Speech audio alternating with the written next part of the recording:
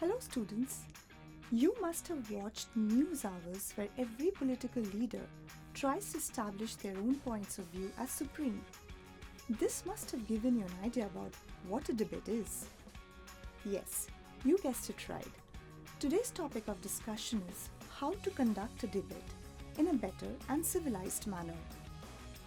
Debate writing can fetch you 5 to 10 marks depending on the marks allotted in the question in your exam. To begin with, we will provide you with the basic guidelines to frame a debate. First, decide whether to write or speak for or against the topic chosen. Do not make statements contradicting your own side. A strong introduction is the foundation of a debate. Keep in mind both the positives and negatives of the subject matter. Make your argument clear and relevant. Your point of views should be precise and informative. Support your arguments with valid examples. Recheck your draft.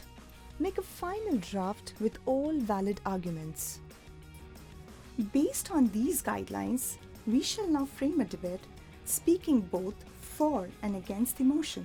Let us deal with this highly topical subject and debate whether freedom of artistic expression is at risk today. For the motion. Excellent works of art are created in this country. Consequently, the country has a global reputation for its vibrant cultural life. Nevertheless, censorship is a significant factor affecting freedom of artistic expression in the recent times. Artistic freedom needs certain conditions to thrive, namely, the willingness to embrace controversy and diversity of opinion, to maintain open debate and dialogue, to take risks and experiment, and the non-interference of political hooliganism. However, the economic, social, or political climate of a country might not favor these conditions.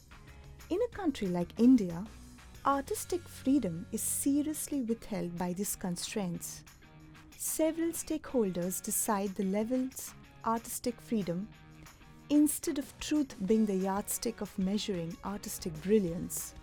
Thus, it takes a lot of courage and sacrifices on the artist's part to nullify these constraints in order to give voice to their opinions.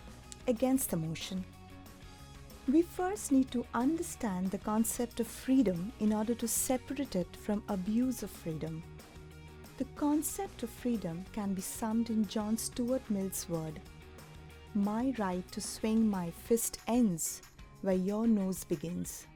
Yes, freedom is not the unbridled exercise of power, glory, or even expression.